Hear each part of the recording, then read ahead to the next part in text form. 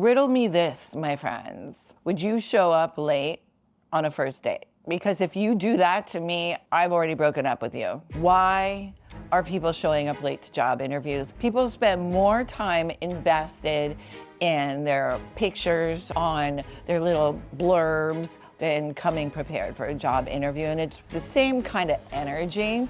Here's why they keep swiping left.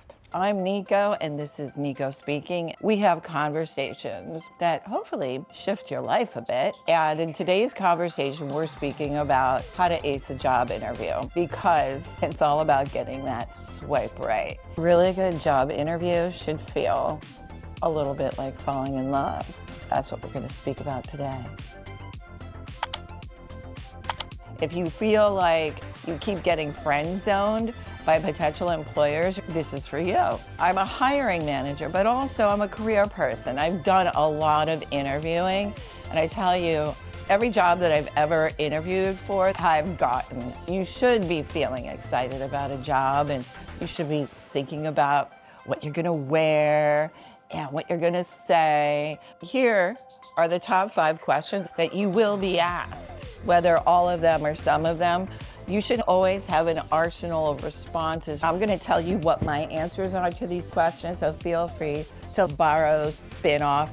And if you're having a hard time figuring out what your responses should be to these top 5 questions, let me know in the comments below. The 5 questions that you need to be prepared to answer for any job interview and meeting any date.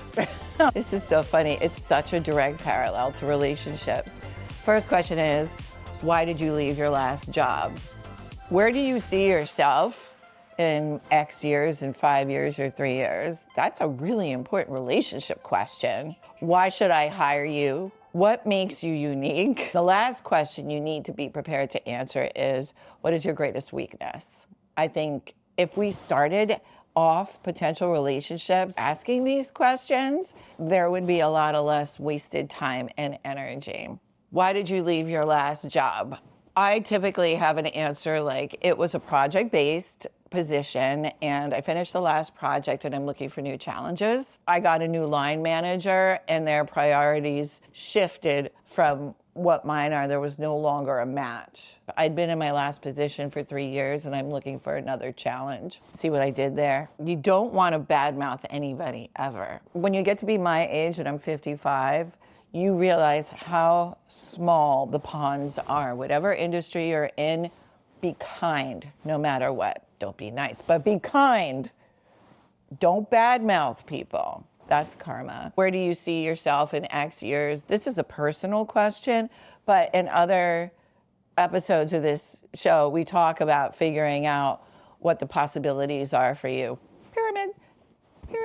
Being able to visualize yourself and what you want in 5 years. It's not just professional, you taking control of your life instead of your default neural network just sending you around like a pebble down a hill. Create your own trajectory. Why should I hire you? Why should I date you? Clearly, there was an initial match from you reading my resume and me reading the job posting. And this is my favorite thing. When you get prepared to go to an interview, you do your research, find out who the key players are in the company that you're going to be working for. Why should I hire you? The typical answer that I would start giving is the initial match. And then where I was gonna go next is you need to be able to have questions for them.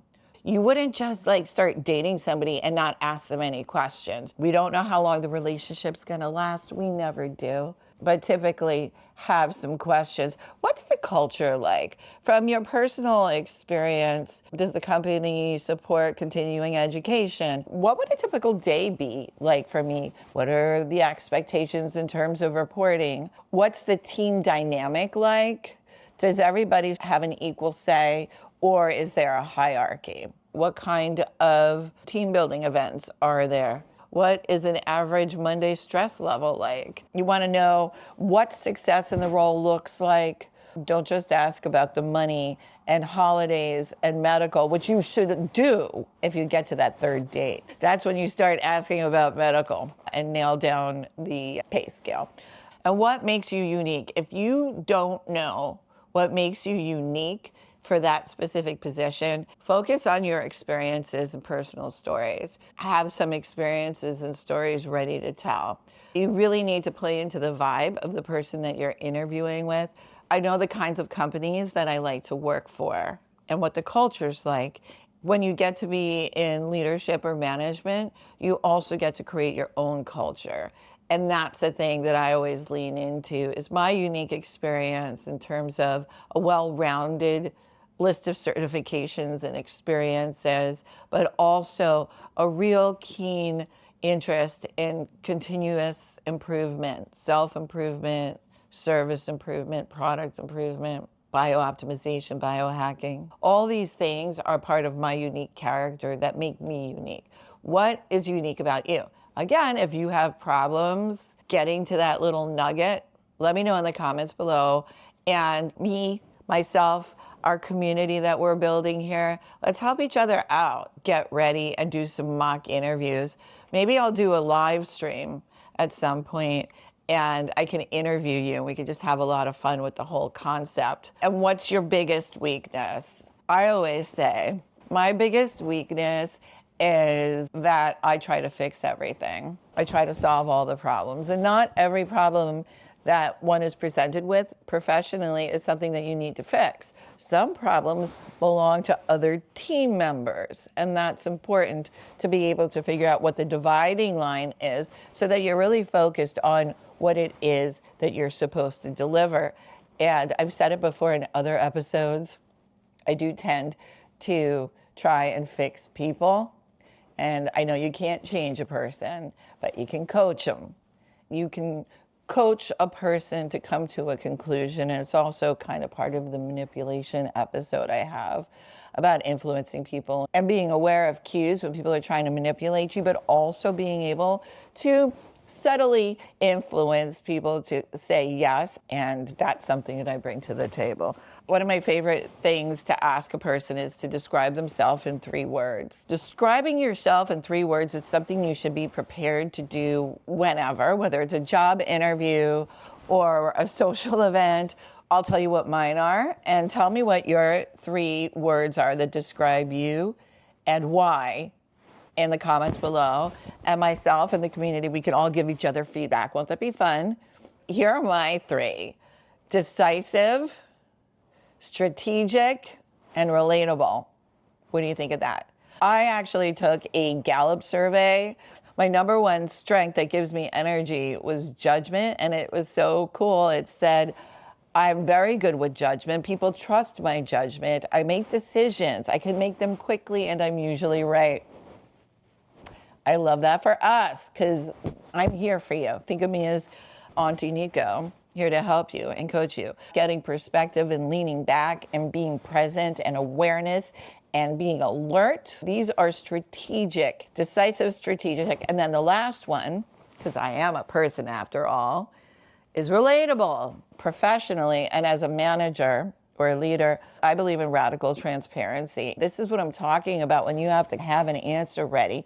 I think about things in terms of the big picture. And sometimes I will disclose things to people that report to me that maybe other managers would not. I feel they do need to know if it impacts them. A person's job directly ties into their stability, their financial stability, their comfort and security in life. It's such a personal and emotional thing, a person's relationship with their job.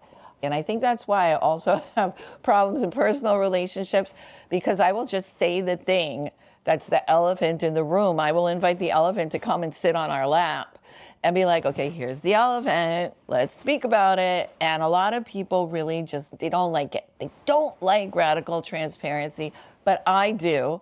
And I rather just get the conversation over with. Please never mistake my humanity for weakness, because I'm kind and because I'm sympathetic to another person's situation is not a sign of weakness.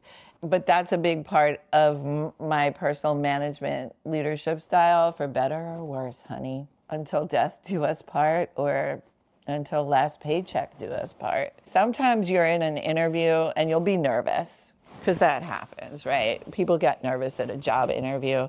Make sure you have your water. Do some breathing exercises before you go in. Know your shit. Just be you. Be good at what you do. Don't go for jobs where you don't know what you're gonna do. Here's a fun story. I worked for a company once upon a Nico called Maven. They were doing a video streaming platform for a little company called Fox Business. I went to this interview for Maven Networks. A friend recommended me for the position. I heard they were desperate to fill the role. This is the kind of thing as he's sexy, he's really good looking, but I think he has a temper problem.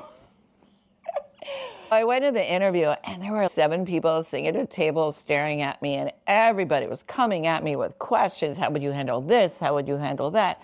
And I've handled a lot of difficult people in my day. I just put my best foot forward, gave my little Nico spiel, and it just felt really good. Being present and aware, watching their reactions, I would say certain things and I would get this, like a little subliminal nod, an acknowledgement, good answer, good answer. One of the things that I was really adamant about was a clearly defined scope and statement of work and requirements. I gave a lot of good Nico in that moment, and I got a lot of nods and she's good. I was done with the interview. The thing that really intrigued me about it too is that this was a startup company. It was an exciting moment. Be like dating Brad Pitt or something. I'll never forget, I stood up, I shook everybody's hands. It felt like, oh, this was a good first date. And then I remember I took the train back home, and as I was coming out of the train station, my phone rang, and they made me an offer and flew me out to Boston the next day. Needless to say, it was a great experience. We delivered the thing, then I had to say goodbye. Yeah, that was a really good first date. I also knew that it wasn't gonna last, that it was more of an infatuation. It was like dating a guy that was really hot, bad temper. It was tumultuous. Preparation is everything. I just want to really nail it into your head that a job interview isn't just about being chosen for a position, it's also about you doing the choosing for the position and making sure that position that you're applying for is what you think it is. Ask questions, always be curious, always be learning, and make sure that when you're doing the job interview that people know that you're always learning. I hope you got some little nuggets out of my story here and ideas on how you can get prepared for your next job interview. I'm Nico, and this is Nico Speaking. Please leave your comments and feedback below. I'd love it if you could subscribe. We have these conversations every other week because we're experimenting. This is a new channel, it's new content. So if we've never met before, cello. In the next episode, we're going to be speaking about impact. The impact that you have on other people's lives that you're probably not even aware of. How we should be very aware of the impact we have on other people's lives. And I'm going to share a lot of personal stories in that one. Some good and some pretty cringy. We'll speak about those cringe moments on the next episode. You do make an impact in this world. You made an impact today with me by showing up here on my little channel. And you are a product. You are perfect. You have so much potential. Just see the possibilities. I'm Nico. This is Nico Speaking. Over and out.